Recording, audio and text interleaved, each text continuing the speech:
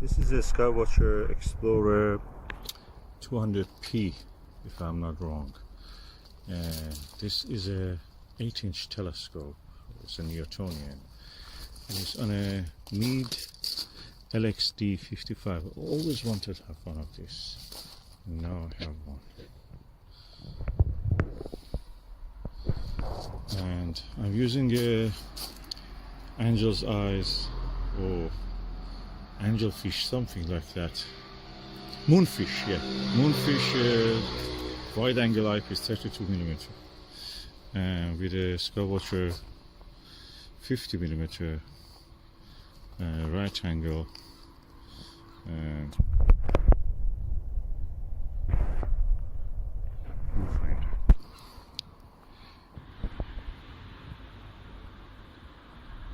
This is a Moonfish 32mm eyepiece. It's a wide angle eyepiece. I think it's 70 degrees or 72. And this is the Skywatcher 50mm right angle view correct image eyepiece, as they call it, RASI. And this is a 8-inch telescope. It's ultimate, lovely equatorial mounted telescope. And I'm using the LXD55 mount.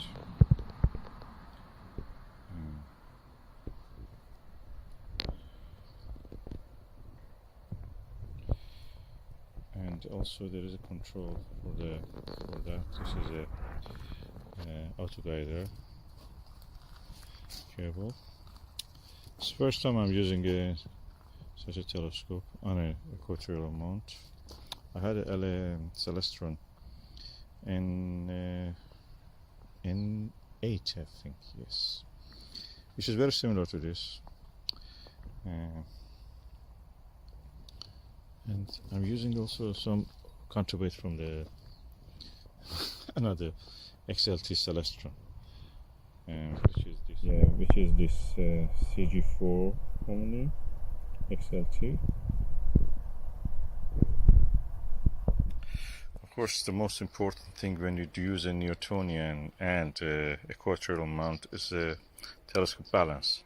So you have to first make sure that your telescope is in a way that is balanced, the tube with the eyepiece and everything is a little bit high, is a high profile, you can say. PDS ones, I think the Skywatcher PDS ones are a little bit low profile. That's better for this astrophotography if you want to do. But this one is alright, I can use it. But the balance a little bit can be an issue if you want to add another, for example, Barlow.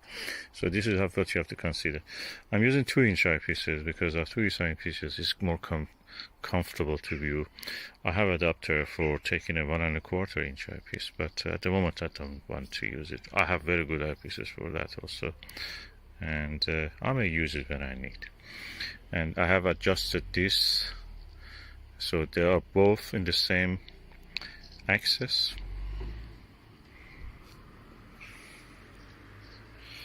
The telescope I'm showing you is a diameter 200mm, that is 8-inch, the focal length 1000mm, and that makes the 1000mm divided by 200 will be the F ratio. That means 5. This is a quite fast telescope, so it means you have a good wide field of view. I'm looking forward to look at something when it comes up. And yeah, it's my dream coming true. Skywatcher 8-inch Newtonian. I'm looking forward to use this. And if you don't balance the telescope in the dark, either this side or that side will come to you. That will hit your eye, nose, face, and this will hit your crotch. Depending if you're a male or female, the level of the pain will differ. So be careful, balance your Newtonian telescope on the equatorial mount. If you don't have this problem, get a Dobsonian. The Dobsonians are now not available everywhere, because of the COVID. everywhere Dobsonians are sold. China cannot provide as much Dobsonian as it could before the COVID, so you have to be patient. If you get a second-hand gear, grab it.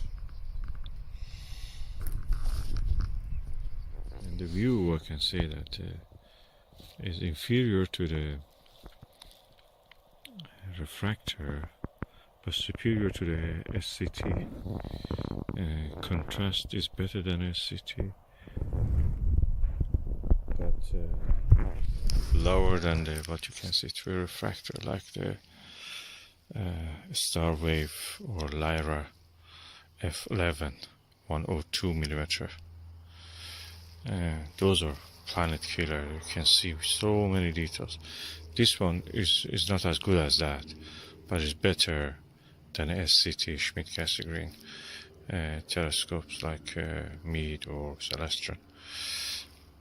The reason is that the image on those ones look actually a bit washed out for the planets, but this one is very clear.